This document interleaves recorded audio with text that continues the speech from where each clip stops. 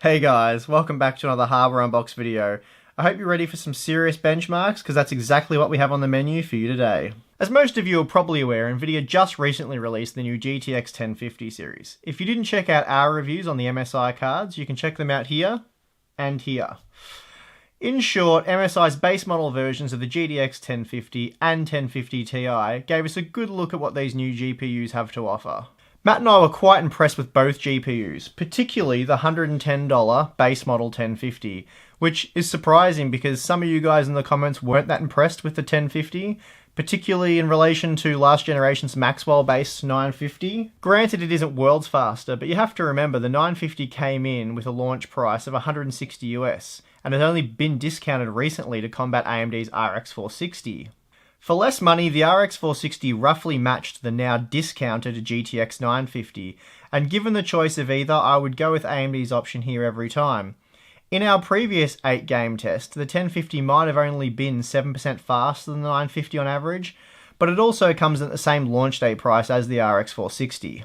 The 1050 is also responsible for AMD's swift price reduction of the RX 460, though if initial impressions are anything to go by, further price cuts might be in order. That's why we're here today, to work out exactly how the GTX 1050 and RX 460 2GB graphics cards compare in a head-to-head battle. On the menu for you guys, we have 23 games in total, all of which have been tested at 1080p using suitable image quality settings. Overclocking won't be a focus here, as neither model we have on hand is particularly great when it comes to squeezing out extra performance, so there isn't a clear advantage here. That said, performance per watt will be investigated, and naturally we'll be looking at cost per frame as well. As was the case with the original reviews, we will be benchmarking with our Core i3 test rig. Despite featuring a Z170 motherboard, an all-in-one liquid cooler, and excessive power supply, this system does do a good job of representing typical mid-range gaming rig performance, thanks to the use of a Core i3 6100T processor. The low voltage CPU has been included on purpose because at 3.2 GHz it better represents how Core i3 Ivy Bridge and older processors perform. As for the graphics card, we're using the MSI GTX 1050 2GOC and the XFX RX 460 2GB 5D. The MSI card features a 4.3% factory overclock, while the XFX card has been overclocked by just 1.6%. Now you might be thinking that's a bit unfair. The Nvidia card is factory overclocked higher, giving it an advantage, albeit a tiny advantage. In a way, you would be right. However, please let me explain why we did things this way. There isn't a reference version of either the RX 460 or GTX 1050, so we have to use partner cards for this comparison, and it makes more sense to use products you can actually buy anyway.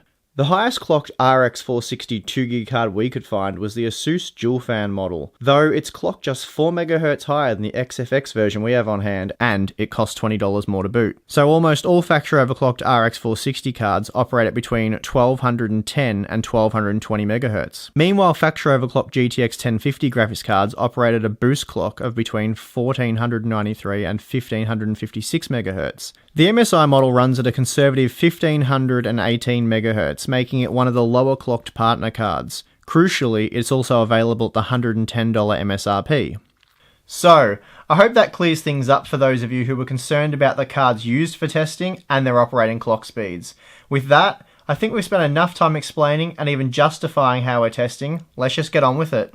First up, we have Assassin's Creed Syndicate, and for playable performance we were forced down to the still very respectable medium quality preset. The 460 was good for 43 frames per second on average, while the 1050 delivered a more desirable 56 frames per second. This gave the GeForce card a 23% performance advantage here. Batman Arkham Knight provided slightly more competitive results, though the 1050 was still 18% faster, rendering 53 frames per second on average to the RX 460's 45 frames per second. In our opinion, Battlefield 1 plays best using the DirectX 11 API for both AMD and Nvidia owners. Still, for this comparison, we'll be testing the game using both APIs in an effort to keep things fair. Using the ultra quality settings, the 1050 is able to deliver a playable 49 frames per second, whereas the 460 struggles with 35 frames per second, giving the GeForce card a 40% performance advantage here. Shifting gears to DirectX 12, we see a massive 22% reduction in performance for the 1050. Meanwhile, the RX 460 does gain 9% more performance thanks to reduced overhead and the fact that we're using a Core i3 processor here. That said, the big issue here is the fact that the minimum frame rate doesn't improve. Overall, when using DirectX 12, the 460 has an 8% performance advantage over the 1050. We were probably a little too aggressive with the quality settings in Crysis 3. That said, dropping down to high or even medium shouldn't change performance margins between these two GPUs. Using the very high settings, the 1050 averaged 35 frames per second, making it 21% faster than the 460. Mankind Divided is an AMD special, and here the 460 enjoyed a 9% performance advantage, rendering 36 frames per second to the 1050's 33 frames per second. These are quite low frame rates, and it is worth pointing out here that we were using the medium quality preset. The 1050 blew through the Dirt Rally benchmark, rendering an average of 76 frames per second and never dipping below 62 frames per second. In fact, the 1050's minimum frame rate was quite a bit higher than the 460's average in this game, making the 1050 36% faster. Using Vulkan in Doom, the results are very interesting. We found previously that graphics cards limited to a 2GB frame buffer really struggled in this title when using Vulkan. The RX 460 2GB, for example, is much slower than the 4GB version, despite delivering a healthy 51 frames per second. Whereas AMD generally has a nice performance advantage when using Doom's Vulkan implementation, this isn't the case here. The 1050's superior memory compression gives it the edge in this memory-hungry game, allowing it to deliver almost 40% more performance. F1 2016 is another racing simulator that favours the 1050, though this time the GeForce graphics card was just 14% faster. Interestingly, the 460 did seem to take a slightly larger performance hit when looking at the minimum frame rates. The Fallout 4 benchmark resulted in a dead heat, with both GPUs rendering a very playable 51 frames per second on average using the high quality preset. The 1050 did dip to a slightly lower 42 frames per second, though this won't be noticeable and is technically within the 1 to 2 frames per second margin of error,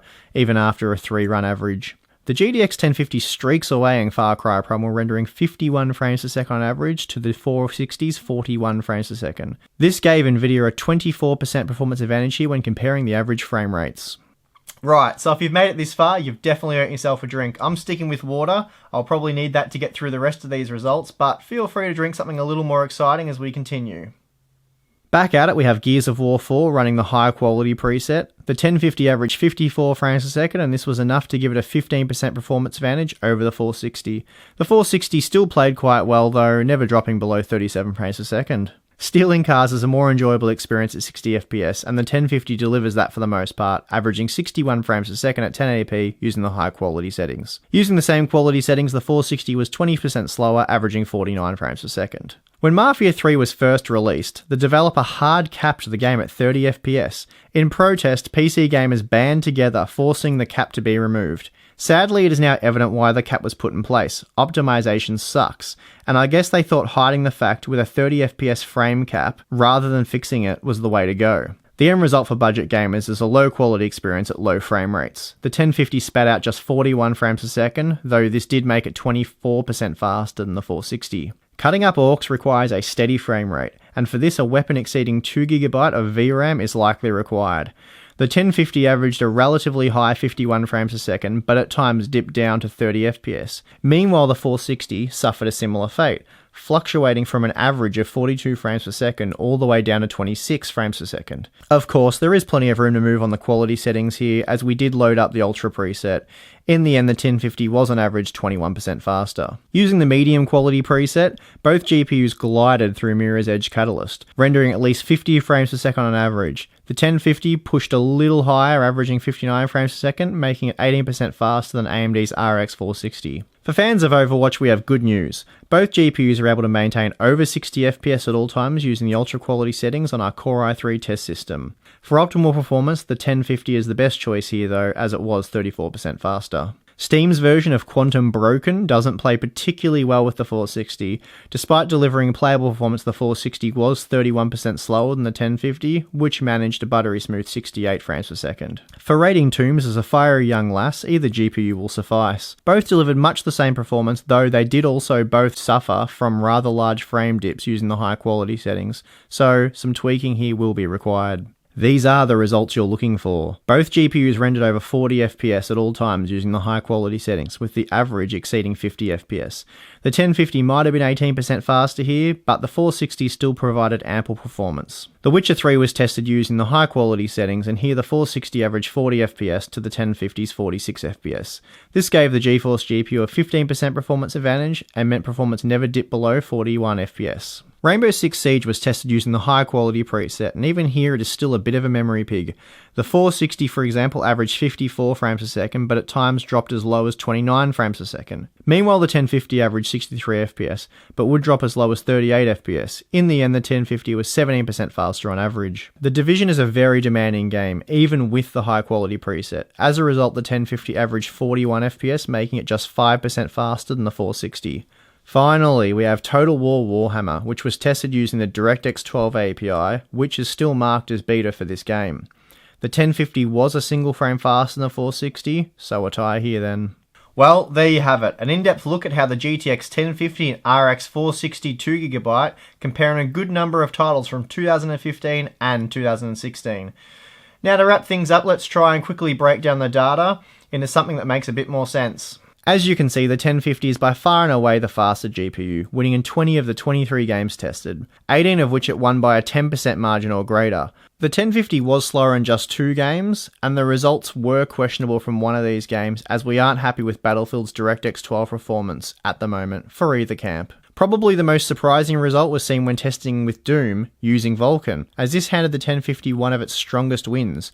Overall, the 1050 was on average 18% faster when tallying up all 23 games. Before jumping to the cost per frame figures, let's just take a quick look at efficiency by comparing power consumption against average frame rates. Again, we know that the 1050 was 18% faster, rendering 53 frames per second on average to the 460's 45 frames per second. Yet, despite being almost 20% faster, it allowed our Core i3 test system to consume 20% less power when gaming. This is a huge advantage in Nvidia's favour when it comes to efficiency, and this is certainly something to keep in mind when making your buying decision. Okay, so now it's time to look at the all-important pricing metrics. We know that the 1050 costs just $10 more than the 460, which is obviously a negligible difference despite being a 10% price hike. Although you will pay slightly less for the 460, that doesn't mean it actually works out being cheaper. Taking the resulting performance into account, we know that the 1050 was 18% faster, but actually cost 7% less per frame. In the end, it's pretty simple. You're paying 10% more for 18% more performance. For the RX 460 2GB to be truly competitive, I feel AMD really needs to knock maybe another $10 off the asking price. Of course, as many of you often point out, pricing does vary from region to region, and in Australia we know this all too well. In the US right now, it's possible to buy the RX 460 2GB for as little as $100, whilst there are some 1050s selling for the MSRP, which is $110, and we expect more cards to be selling at that price in the near future. However, down under, the 1050 costs 210 Aussie, while the RX 460 starts at just 165 Aussie. For now, that actually makes the RX 460 a better buy for my fellow Aussies, and I suspect the same's true for other regions. When these new cards come out, they don't often meet the MSRP for a couple of weeks, so be sure to check prices for both products in your region. I personally really like how efficient the GTX 1050 is. The fact that the card doesn't require a PCIe power connector is awesome and should be of great benefit to those making do with older computers.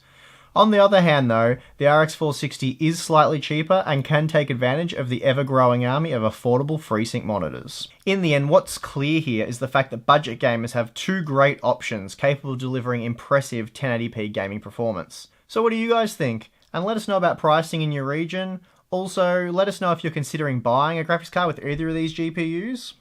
And finally, if you liked this video, please take a moment to give us a thumbs up. We really appreciate that. And if you found the testing useful, even consider sharing it. But as always, we greatly appreciate the support and look forward to seeing you guys in the next one. To those of you that already support the channel, thank you so much. It's truly appreciated. And to those of you that would like to support the channel directly, I do have Amazon links and a Patreon link in the video description below. Thanks a lot, and I'll see you guys next time.